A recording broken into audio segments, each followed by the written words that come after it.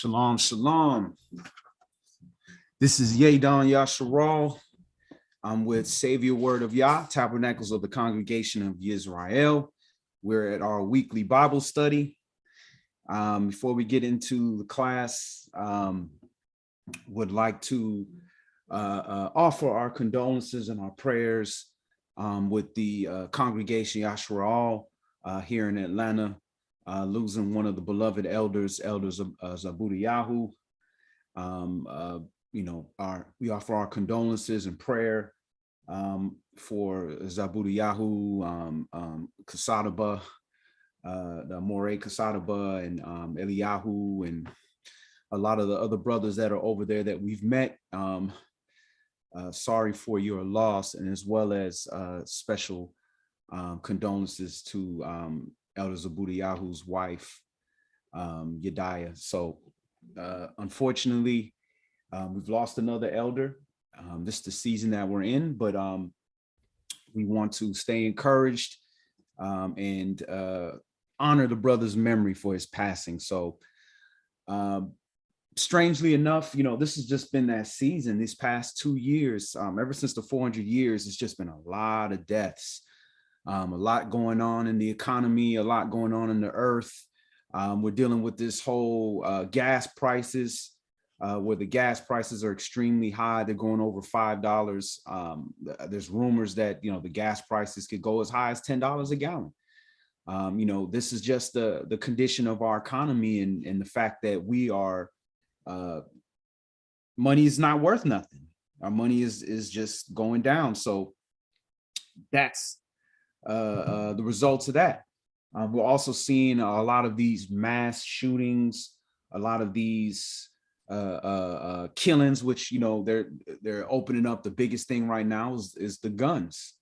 They're talking about trying to make gun reform, and every time there's these rash killings, a whole bunch of them popping up, the gun discussion comes back into play. But one thing that we're not discussing, which I think is very interesting, is we don't talk about, well, what is it that's causing all of our people to turn to gun violence, or if you want to blame it on mental illness, what's causing all our people to go crazy? Now, we know what the word says. It says oppression drives a man mad. So there's a lot of oppression going on in this modern day Babylon, daughter of Babylon, that we dwell in today. So why are we not addressing those issues? You have people all over the world that have guns, but why they're not experiencing the murder rate and the gun violence rate that we are experiencing here in this country? A lot of this is politics. Couple this with the whole defund the police, blame the police type situation. Now they'll eventually end up taking away the guns from the police as well. And now once you got the guns away from the public, you got the guns away from the police, who's to stop any organization or country from occupying us while we're here in this country? So these are interesting developments that are happening, but at the end of the day, Yah's word will be fulfilled. Things are going to happen exactly the way that Yah wrote it in his story. So again, we're at Savior Word of Yah, Tabernacles of the Congregation of Yisrael. So our Bible study, and the topic for today is going to be the Watchman's calling. The Watchman's calling. With all that's going on right now, you can just look at social media. Every post, somebody is giving you some kind of advice, some kind of counsel, or warning you about something. And a lot of it comes from our people, and it's just naturally in us to warn one another, to look out, to give advice. So it was in us as a people to be a counseling type of people. Wisdom was given to us. The word was given to us. The oracles of the Most High was given to us. So there's a certain calling that comes with being the children of Yisrael. So we have to understand that. And we have to understand, looking at the second greatest commandment is to love thy neighbor as thyself. That means you're going to be looking out for them the way you look out for yourself. You don't just walk in the middle of the street. When you go outside, you look left and you look right. You make sure that it's safe. So we are to do the same for one another and to look out for one another. So we're going to understand that and review that in the word today. So let's first open up in Leviticus. Let's look at the commandment. Leviticus chapter 19, YAH chapter 19.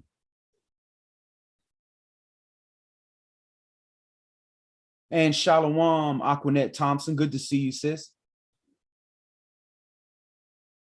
And you're absolutely right, Agina. U.S. is greedy, selfish, and racist. Now, does that mean that everybody in the U.S. is that way, or a particular race or a particular religion of people? No, that doesn't mean that at all. But as a system, yes. And you can look at that as far as their response to Ukraine versus their response to Nigeria or Biafra or Congo or any other Afghanistan, any other places where you got melanin people getting murdered or invaded. Shalom, Brandon Mordecai. Good to see you, family. So we're opening up in Leviticus chapter 19. So let me pull up the scripts.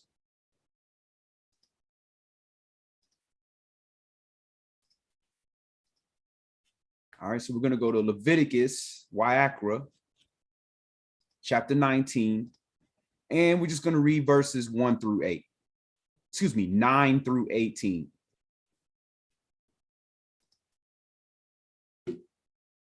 YAH, Leviticus chapter 19 and verse 9. And when you reap the harvest of your land, you shall not wholly reap the corners of your field, neither shall you gather the gleanings of your harvest. Once again, we are responsible for watching out for one another. Everything that you create or you, all your revenue, your harvest, all that, it does not belong unto you. You're not even supposed to reap the corners. The easiest parts of it don't belong to you. Verse 10, and you shall not glean your vineyard, neither shall you gather every grape of your vineyard. You shall leave them for the poor and stranger. I am Yahweh, your Elohim. So again, what does this have to do with being a watchman? Well, a watchman has to look out for his people. So not only is he warning people, he got to look out for his people. That's his job, to their safety. So here it's telling you innately, we have a righteous system of welfare to take care of the stranger, which could be anybody, any nation that passes through, or the poor, so that they can easily glean from the vineyard and take the outside of the field, the corners of the field, and eat, so that they don't have to steal, so they don't have to rob, or so they don't have to beg. That's the righteousness of our system. Verse 11, you shall not steal, neither deal falsely, neither lie one to another. And you see how conveniently they're placing that statement right after they're saying, take care of the poor. So there should be no need to steal or to lie or deal falsely with one another, because we naturally would take care of one another. Verse 12, and you shall not swear by my name falsely, neither shall you profane the name of your Elohim. I am Yahweh. You shall not defraud your neighbor, neither rob him the wages of him that is hired. You shall not abide with you all night until the morning. So you're supposed to pay people. You're not supposed to oppress people. Verse 14, you shall not curse the deaf, nor put a stumbling block before the blind, but you shall fear your all. I am Yahweh. You shall do no unrighteousness in judgment. You shall not respect the persons of the poor, nor honor the person of the mighty, but in righteousness shall you judge your neighbor. You shall not go up and down as a talebearer among your people, neither shall you stand against the blood of your neighbor. I am Yahweh. And many of our neighbors of our nation stood against us in the time of the siege. And that's why the judgment, those nations received judgment and are still receiving judgment. Verse 17, you shall not hate your brother in your heart. You shall in any wise rebuke your neighbor and not suffer sin upon him. So again, this is our law. Our law is you're supposed to look out for your brother. If you see your brother, your sister is heading down the wrong path, a path towards death, which is the path of transgression, you're supposed to warn him. Didn't mean judge him, stone him to death because you seen he did something wrong. No, you're supposed to warn your brother. Again, we are a nation of watchmen. We're going to read that. We're going to validate that. So this is the mind frame that we're supposed to have as the ambassadors of Mashiach, as the ambassadors of YAH. So in any wise, so that means if you don't like him, you can't say nothing. If he's got a reputation, you can't say nothing. If you're afraid of him, you can't say nothing. If he ain't go to your assembly, you can't. No, in any wise, you're supposed to rebuke. Rebuke is just to call out the wrong. That's all you can do. And why do you have to do this? Verse 18, you shall not avenge nor bear any grudge against the children of your people. So you can't hate your people, but you shall love your neighbor as yourself. I am Yahweh. So there it is. All those verses we read are things that we would not want done to us. We don't want nobody dealing false with us. We don't want nobody, if we're not hearing something, cursing us, putting a stumbling block before us because we don't see something coming. So a lot of that is watchman duty, to do the opposite. Hey, you don't hear what's coming? I hear, I'm watching. Watch out. Hey, you don't see what's before you? Look, I'm looking. Watch out. That's our job as a nation. And we're to do that for one another as our neighbors, loving our neighbors ourselves. But before, in doing that, it's supposed to be for us as a nation doing that for the whole world. But we can't get to the whole world if we can't learn to love ourselves and love our neighbors as ourselves. And to love yourself, you have to keep these commandments. So let's move on.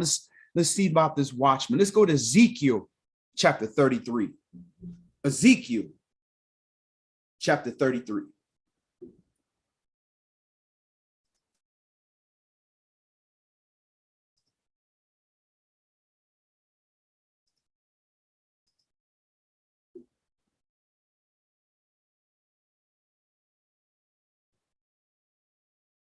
So we're at Ezekiel chapter 33, and we're going to start this at verse 1.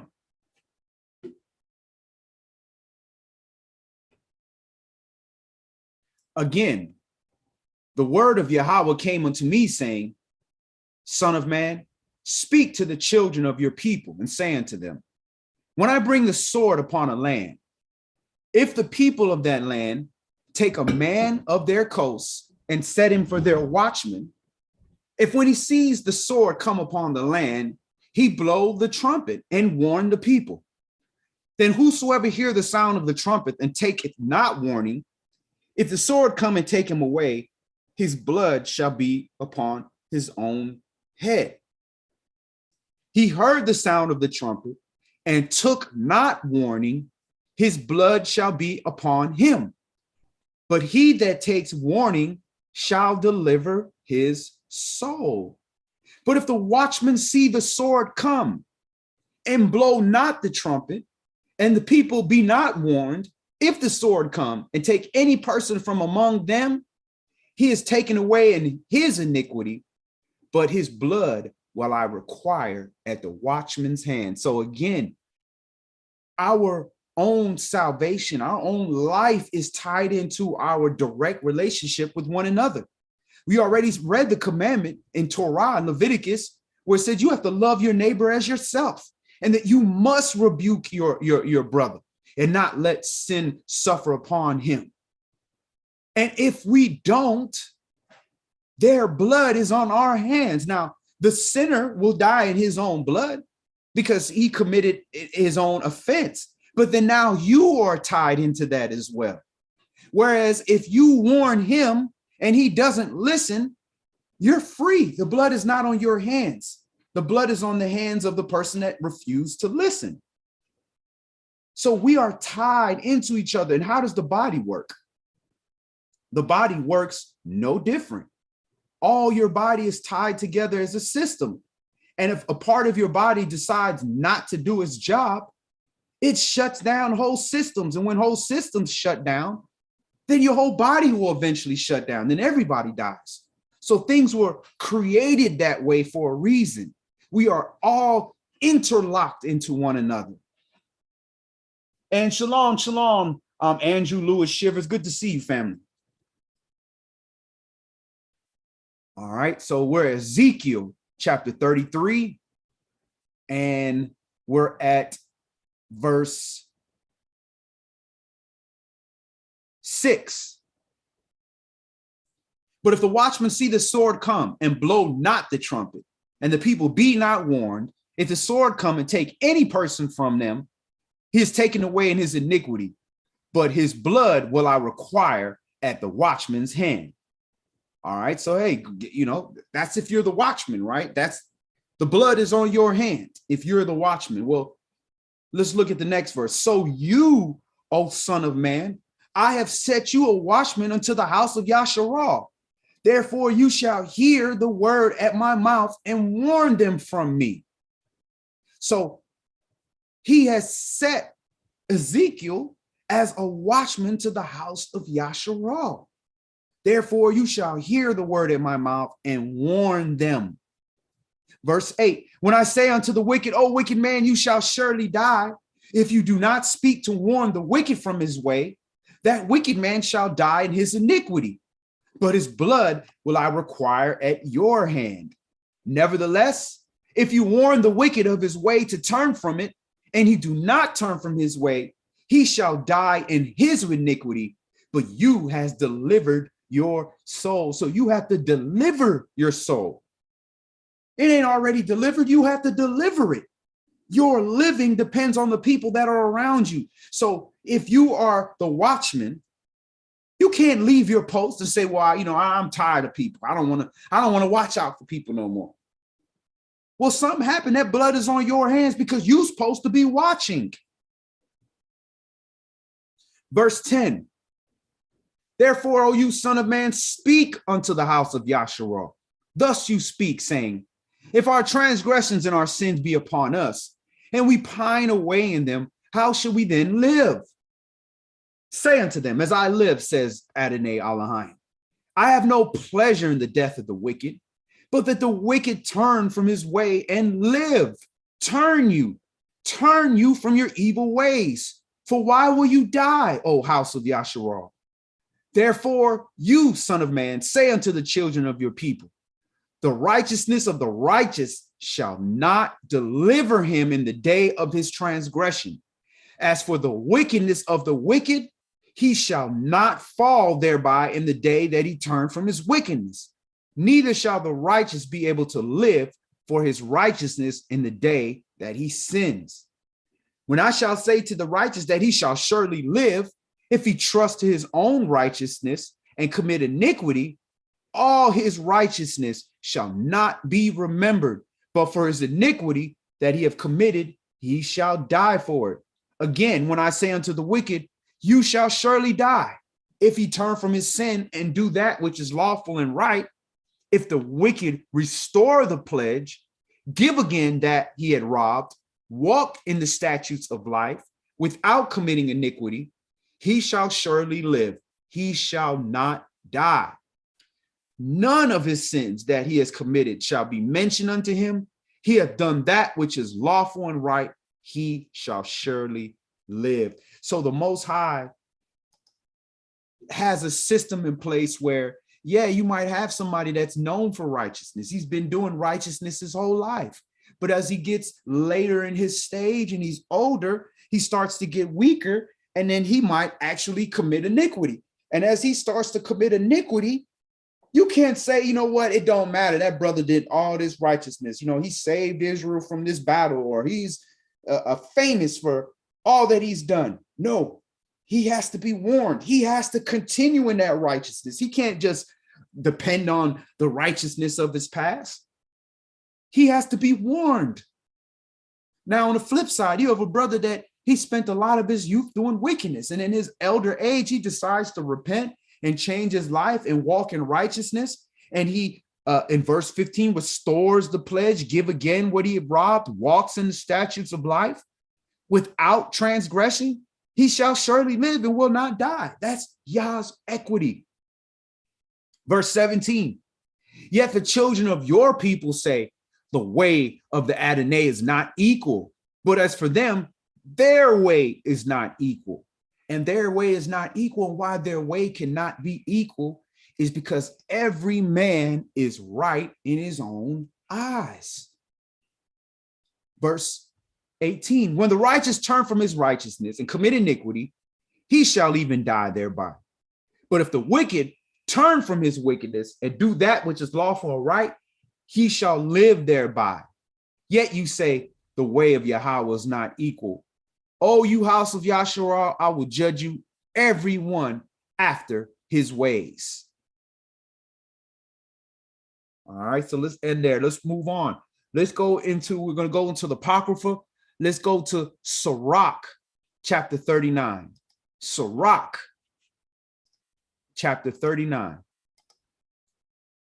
And if you do not have access to the 1611, you can always go to our website, saveyourwordofyah.org, and go into the books and Bibles section, and you can download a copy or you can read online.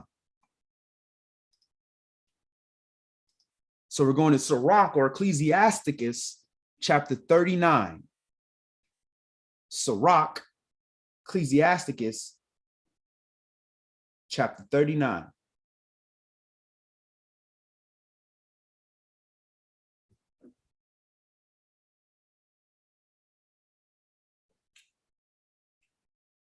Sirach, chapter 39 and verse 1.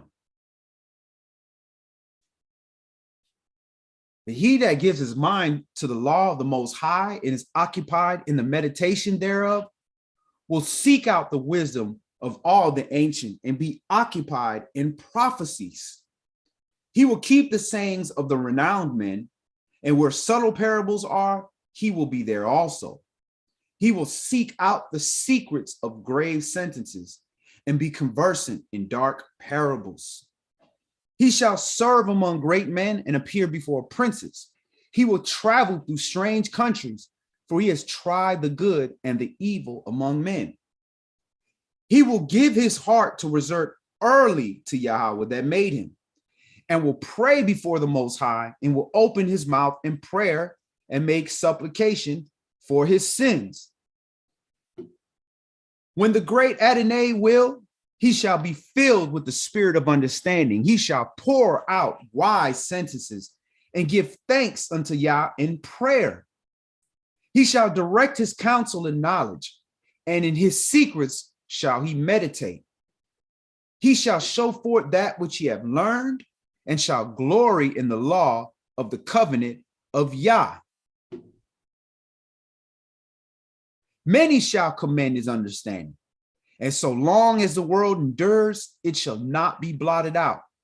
His memorial shall not depart away, and his name shall live from generation to generation. Nations shall show forth his wisdom, and the congregation shall declare his praise. If he die, he shall leave a greater name than 1,000, and if he live, he shall increase it. Yet have I more to say, which I have thought upon, for I am filled as the moon at the full. Hearken unto me, you holy children, and bud forth as a rose growing by the brook of the field, and give you a sweet savor as frankincense, and flourish as a lily. Send forth the smell, and sing a song of praise. Bless Yah in all his works. So what we're seeing is that with us being watchmen, we have to warn people of their transgression, of their sin. The same way that we learn and we study this word and we go through these deep parables to gain this understanding is for our walk, and so that we don't stumble in the dark. Well, in that process of trying to make sure we don't stumble in the dark, we're supposed to be helping others and warning others. so that they don't stumble in the dark. That's all along the line of loving your neighbor as yourself.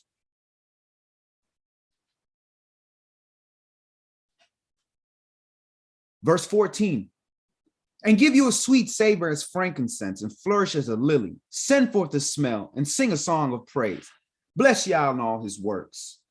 Magnify his name and show forth his praise with songs of your lips and with harps, and in praising him you shall say after this manner, all the works of Yah are exceeding good, and whatsoever he commanded shall be accomplished in due season. And none may say, what is this? Why is that? For at the time convenient they shall all be sought out. At his commandment the water stood as a heap, and the words of his mouth the receptacles of waters. At his commandment is done whatsoever pleases him, and none can hinder when he will save. The works of all flesh are before him, and nothing can be hid from his eyes. He sees from everlasting to everlasting, and there's nothing wonderful before him. A man need not to say, what is this? Wherefore is that? For he have made all things for their uses. His blessing covered the dry land as a river and watered it as a flood. As he hath turned the waters into saltness, so shall the heathen inherit his wrath.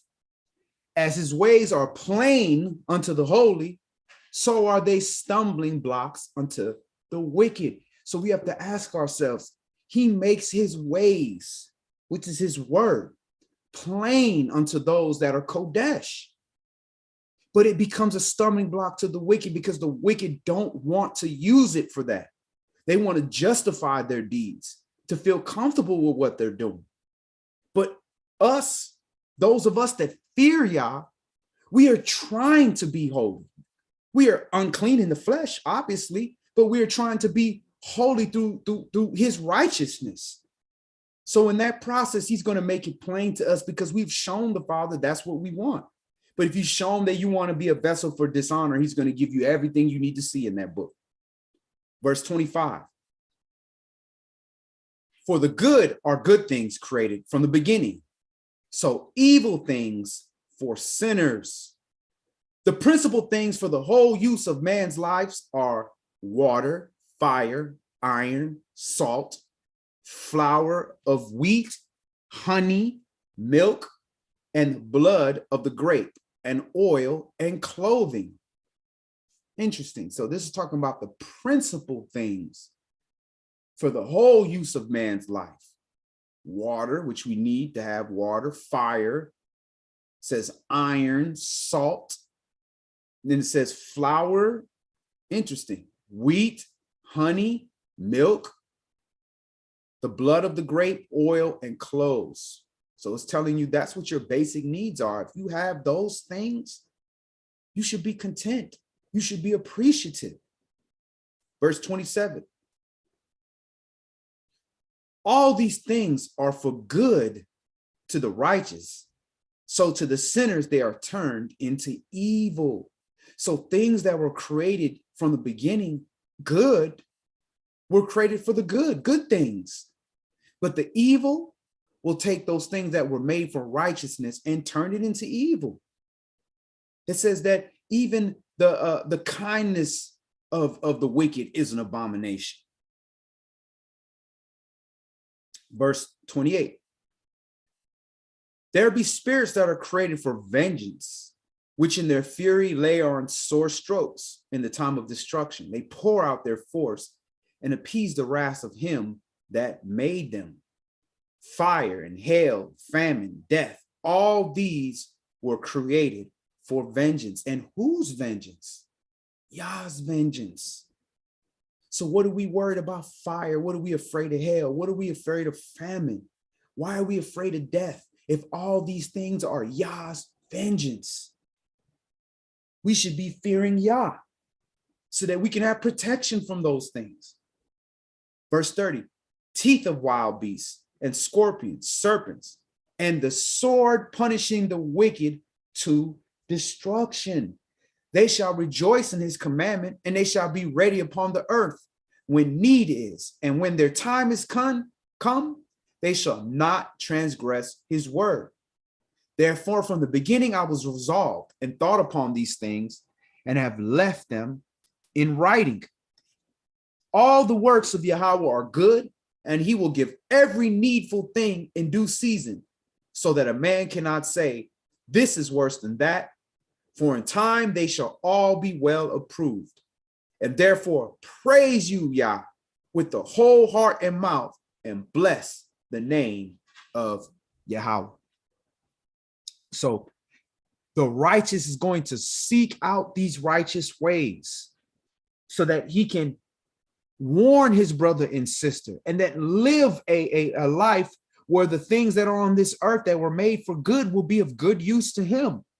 But if we choose not to heed to the warning of the watchman, or we choose to not warn our brothers and sisters, those things that were made for vengeance, Yah's vengeance, will be used towards us. So again, our own safety and salvation is tied into our relationship with our brother and sister and our neighbors. Let's move on. Let's go to Jeremiah. Actually, let's go to Amos chapter 8. Amos chapter 8.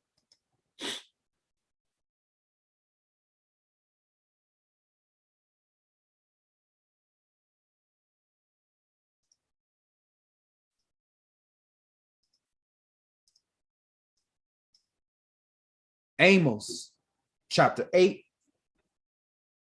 And we're going to start this at verse 1. So again, now we got electricity, we got the internet, we got freedom to move around, which we appreciated. We saw with the pandemic how we were locked down and not able to move. And even cities like Atlanta, where we couldn't even leave outside the city or go into the city after dark. All these different things, we take it for granted that everything is available to us. But the word warns us through the prophets that there's going to be a time where even the word is going to have a famine. We're seeing physical famines with the wheat supply being weeks away from being exhausted, baby formula shortage and all these different types of things. But we're not prepared for this famine of the word, which is coming, where there won't be a watchman at every corner to warn you. So we have to prepare for that now, whereas you might feel that you are not the watchman of your assembly or of your family or of your group or whatever the case may be. You don't know what the future holds, because the famine of this word is coming. And we're in a season where tomorrow, just like in any other day, isn't promised to anyone, but we're actually seeing those things play out quickly in the earth. So at Amos chapter 8, and we're going to start this at verse 1. Thus has the Adonai Elohim showed unto me, and behold, a basket of summer fruit. And he said, Amos, what see you? And I said, a basket of summer fruit. Then said Yah unto me, the end is come upon my people of Yasharal. I will not again pass by them anymore. And the songs of the temple shall be howlings in that day, says the Adonai Elohim. There shall be many dead bodies in every place. They shall cast them forth with silence. Hear this, O you that swallow up the needy, even to make the poor of the land to fail, saying, when will the new month be gone, that we may sell corn, and the Shabbat, that we may set forth wheat, making the ephah small and the shekel great, and falsifying balances by deceit, that we may buy the poor for silver and the needy for a pair of shoes, yea, and sell the refuse of the wheat. Yahweh sworn by the excellency of Yaakov, surely I will never forget any of their works. Shall not the land tremble for this, and everyone mourn that dwells therein? And it shall rise up wholly as a flood, and it shall be cast out and drowned as by the flood of Mizraim, Egypt. And it shall come to pass in that day, says the Adonai Elohim, that I will cause the sun to go down at noon, and I will darken the earth in clear day. And I will turn your feasts into mourning, and all your songs into lamentation. And I will bring up sackcloth upon all loins and baldness upon every head. And I will make it as the mourning of an only son, and the end thereof as a bitter day. Behold, the days come, says the Adonai Elohim, that I will send a famine in the land, not a famine of bread, nor a thirst for water, but of hearing the words of Yahweh. So this famine is not only going to be you hearing it as far as people actually being there to tell you, it will also be a famine of people actually willing to listen to the word. Because as times get rough, the carnal are going to hold on to carnal things. They're going to trust in their own understanding. They're going to trust in their flesh or trust in what they can see. Whereas the faithful, the just, are going to have faith and trust in Yah. So you're going to have a famine, not only of people being able to deliver you the word because they're going to cut it off. You see, they're already trying to make the Bible hate speech. But then also, you're going to have a shortage of people hearing it, the great falling away. People not hearing sound doctrine. And we're already starting to see that in the earth. Verse 12. And they shall wander from sea to sea, and from north even to east. They shall run to and fro to seek the word of Yah, and shall not find it. In that day shall their fair virgins and young men faint for thirst. They that swear by the sins of Samaria and say, thy El Odan lives, and the manner of Beersheba lives, even they shall fall and never rise up again. So we don't take it to heart that this word is not going to be available. It's not going to always be available. So if you're not listening now, there's no guarantee that there's going to be somebody to admonish you, to warn you in the time of the siege, in the day of Yah's wrath.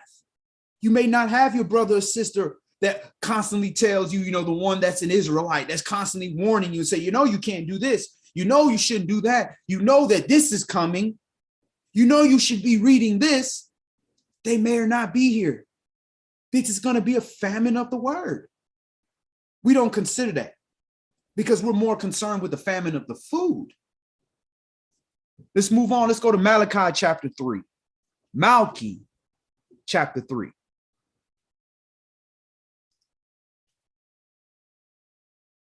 Malachi chapter 3. And we'll start this at verse 1. Actually, let's start this at verse 13.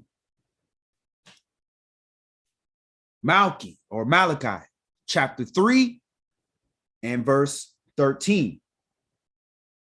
Your words have been stout against me, says Yahweh. Yet you say, what have we spoken so much against you? You have said, it is vain to serve Yah. And what profit is it that we have kept his ordinance and that we have walked mournfully before Yahweh of hosts? And this is what people will tell you. Oh, you trying to serve Yah? You trying to keep commandments? You trying to be an Israelite? What profit is that? Where your big congregation? Where your money? Your people dying just like everybody else. What have you gained by keeping his law? Verse 15. And now we call the proud happy. Yea, they that work wickedness are set up. Yea, they that tempt Yah are even delivered. So because judgment is not swift, wickedness abounds. So hold what you got. Don't worry. The longer you live, the quicker you're seeing judgment happen. Verse 16. Then they that feared Yah spake often one to another, and Yahweh hearkened and heard it. And a book of remembrance was written before him for them that feared Yahweh and that thought upon his name, or thought upon his character, his ways. So yes, we have to speak out against this wickedness. That's the watchman's job, to speak out, to call it out, to rebuke, to admonish. And in doing so, we are talking to one another. Those that fear him, we're like, hey, don't you see what's going on? And we discuss these things in our Bible studies, in our assemblies, in our families, in the street, where they say, oh, don't talk about politics and religion. No, we talking about it. We crying aloud on the street corners. And it says, Yahweh heard it. And he's listening to us and our pleas. And there's a book of remembrance that's being written right as we speak before him for all of us that fear Yahweh and thought upon his ways and his character, his Shem, his name. Verse 17, and they shall be mine, says Yah of hosts, in the day when I make up my jewels, his peculiar things, his segula, and I will spare them as a man spares his son that serves him. Then shall you return and discern between the righteous and the wicked, between him that serves Yah and him that serves not. All right, so let's go to the conclusion. Let's go to Colossians chapter 1. Actually, let's not go to Colossians. Let's go to Jeremiah chapter 3. And then we got one more, and then we'll go to Colossians for the conclusion. Jeremiah chapter 3. So we talked about this famine of the word that's coming. We talked about the time where they won't adhere to sound doctrine. And that how this book of remembrance is being written as we speak of those that are thinking upon Yah's way and his character and speaking amongst one another. That book of remembrance is those that are speaking amongst one another. So in that process, during that famine, he said also in Ecclesiastes, all the days of my life have I never seen the son of the wicked begging for bread. So equate that bread to physical food, and bread also being the word. So the sons of the righteous, there will always be that word available for them. And how is that going to happen? It's going to be happening from the pastors according to Yah's heart that he promised us.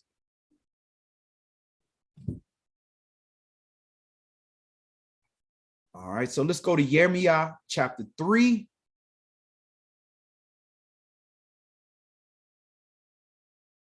And let's start this at verse 6.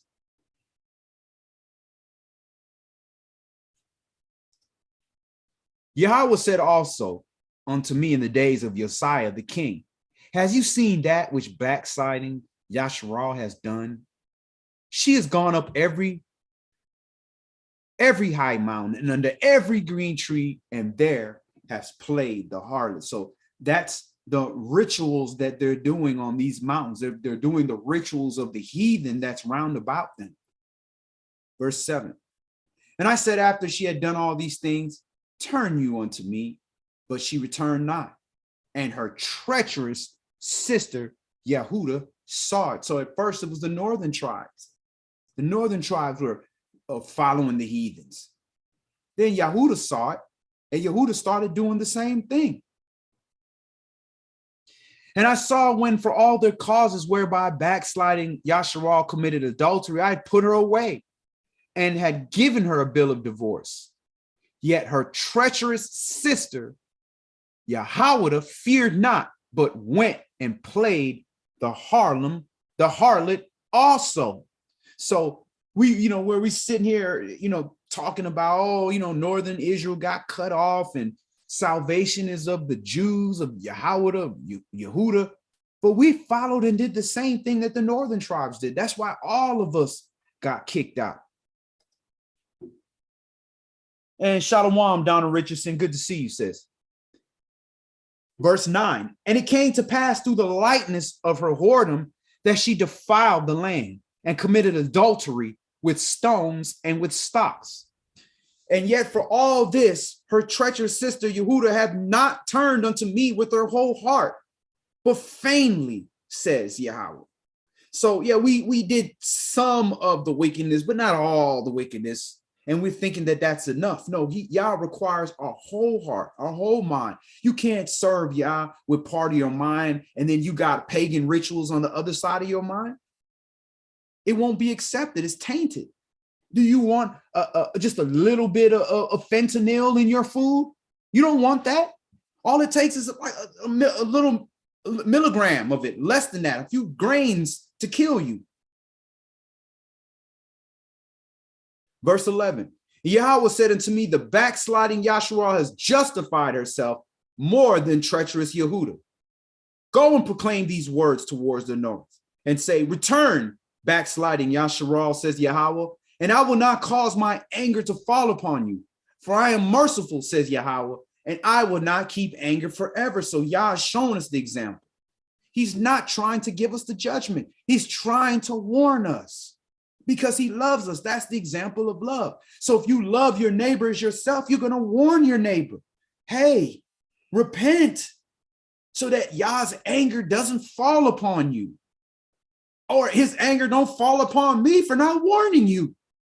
Verse 13, only acknowledge your iniquity, that you have transgressed against Yahweh your Elohim, and has scattered your ways to the strangers under every green tree.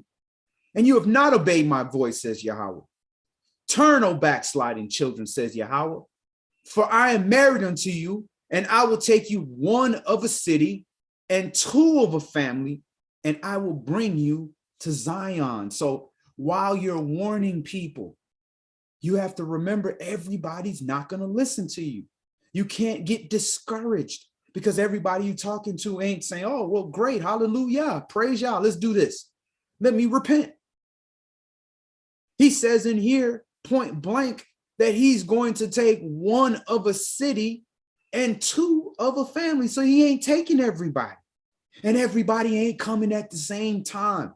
If he's only taking one of a city and two of a family, we ain't all leaving at the same time. Shalom, brother Yafi, good to see you, family. Verse 15, and I will give you pastors according to mine heart, so according to Yah's mind, which shall feed you with knowledge and understanding. So Yah's going to give us the pastors that are according to his heart, not according to their own hearts and their own understanding and their own selfish gain and their own ambitions and their own greed. He's going to give them according to his heart. And they're going to give the watchman's warning. Verse 16. And it shall come to pass when you be multiplied and increased in your land in those days, says Yahweh. They shall say no more, the ark of the covenant of Yahweh. Neither shall it come to mind, neither shall they remember it, neither shall they visit it, neither shall that be done anymore. At that time they shall call Jerusalem the throne of Yahweh, and all nations shall be gathered unto it, to the name of Yahweh, to Jerusalem. Neither shall they walk any more after the imagination of their evil heart. So I don't understand how you can read this book and see in here that everybody but Israel gonna die. That don't make no sense. You can read through the whole book, the beginning or the end, and you can see the other nations. Now, the whole book is giving you the order, with Yasharal being the head and all the other nations being the tail. But here it's saying clearly that the other nations, all the nations are going to be gathered unto it. So that doesn't add up that all the heathens, everybody from other nations is just going to die because they not in Israel. He only going to save Israel. He just created everybody else to die. That's a racist, false doctrine that's not in this book. Verse 18. In those days, the house of Yehuda shall walk with the house of Yasharal, and they shall come together out the land of the north to the land that I have given for an inheritance unto your fathers. But I said, how should I put you among the children and give you a pleasant land, a goodly heritage of the host of nations? And I said, you shall call me my father and shall not turn away from me.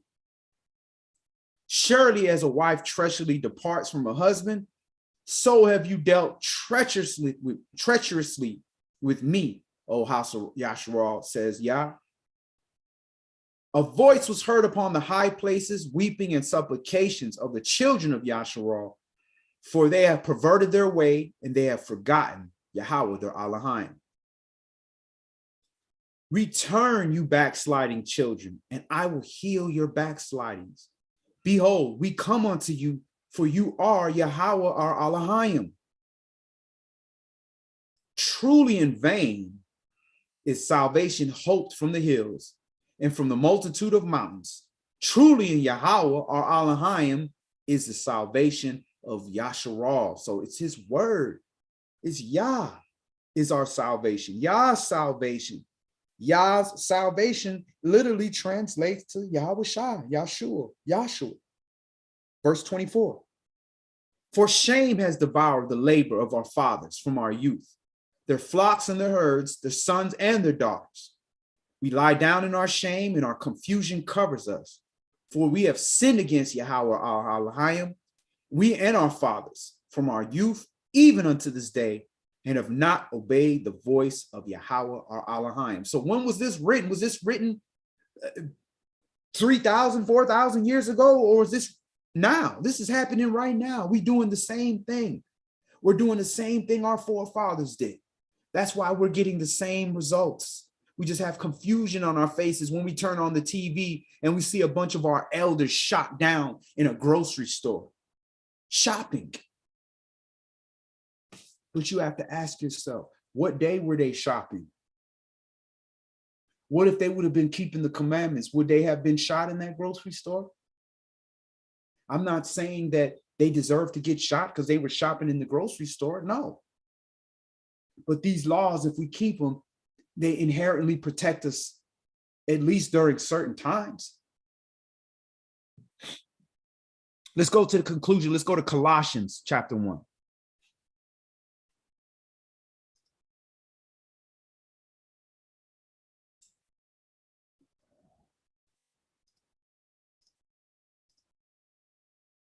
Colossians chapter 1, and we're going to start this at 1 for the conclusion. Saul, an apostle of Yahweh Shai Mashiach, by the will of Yah, and Timotheus, our brother, to the saints and faithful brethren in Mashiach, which are at Colossus, grace be unto you, and peace from Yah our Father, and the Adonai Yahweh Shai Mashiach. We give thanks to Yah and the Father of our Adonai Yahweh Shai Mashiach, praying always for you. Since we heard of your faith in the Mashiach Yahweh Shai, and of the love which you have to all the saints, for the hope which is laid up for you in the Shamayim in the heavens, whereof you heard before in the word of the truth of the good news, which is come unto you, as it is in all the world, and brings forth fruit, as it does also in you, since the day you heard of it, and knew the grace of our Elohim in truth.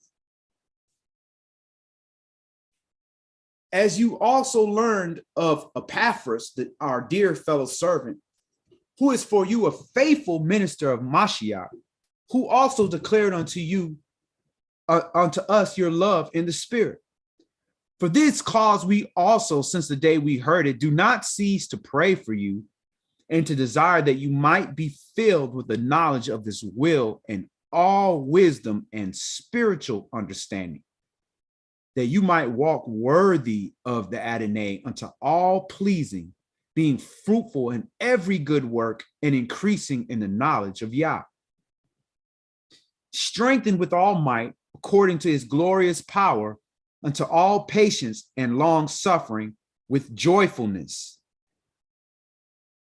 giving thanks unto the Father, which hath made us meet to be partakers of the inheritance of the saints in light, who have delivered us from the power of darkness and have translated us into the kingdom of his dear Son, in whom we have redemption through his blood, even the forgiveness of sins. Who is the image of the invisible El, the firstborn of every creature? For by him were all things created that are in heaven and they're in the earth, visible and invisible, whether they be thrones or dominions or principalities or powers. All things were created by him and for him.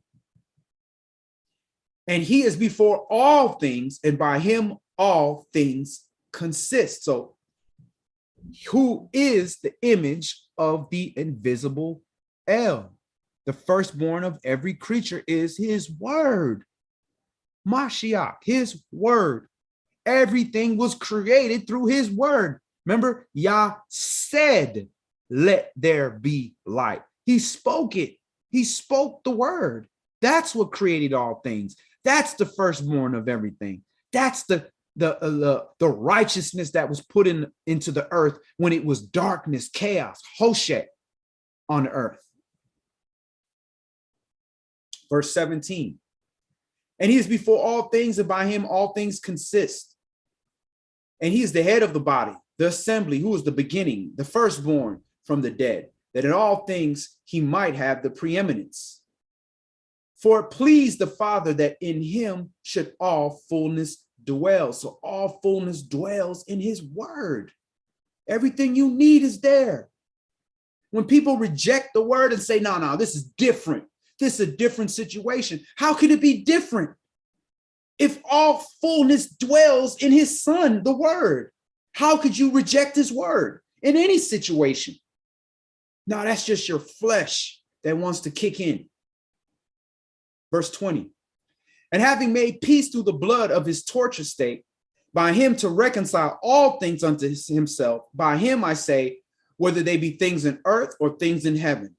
And you that were sometime alienated and enemies in your mind by wicked works, yet now have he reconciled in the body of his flesh through death, to present you a holy, unblameable, unreprovable in his sight.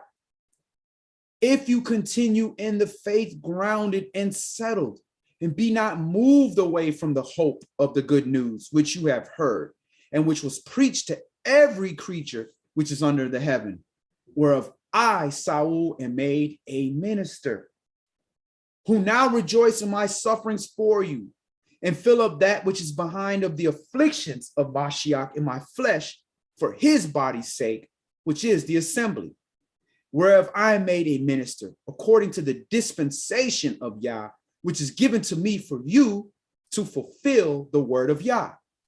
Even the mystery which have been hid from the ages and from generations, but now was made manifest to his saints, to whom Yah have made known what is the riches of his glory, of his mystery among the Gentiles, which is Mashiach in you, the hope of glory, whom we preach, warning every man and teaching every man in all wisdom, that you may present every man perfect in the Mashiach, Yahweh Shai. So again, now that watchman's warning has now been extended out to the rest of the earth through Mashiach.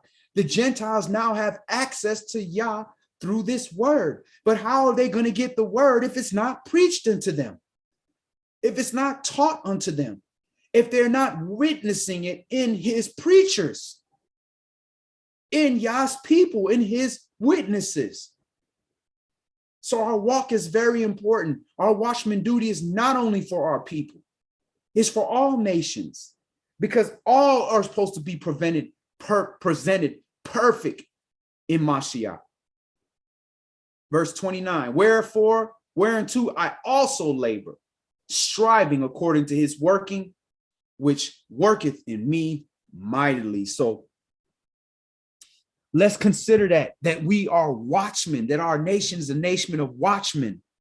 We have to warn one another. The same way we study to show our own selves approved, We have to also be there for one another. We have to counsel one another. We got to accept counsel from one another.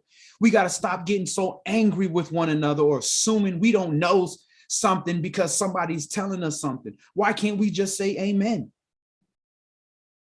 Why can't we just proclaim the truth together? Let's stop judging one another. Let's stop holding things personal and say, man, if I am in transgression, which I may or may not be, with somebody warning me, that's them trying to help me not fall into something that could cause me death. If it's being done in righteousness, now, obviously, if somebody has hatred for you and they're trying to blaspheme you or false testify against you, that's a whole nother story. But if you can see how somebody's perspective could have you transgressing, then you got to consider that and not take it personal. So that's all we're going to do today. Before we close out, any last questions or comments? Anything we need to discuss? All right. So if anybody has any questions in the interim, you can reach out to us via our website on our email address, info@saviorwordofyah.org, or you can reach out to us on Messenger on Facebook. So that's all we're going to do today. Yah be with you all. Shalom.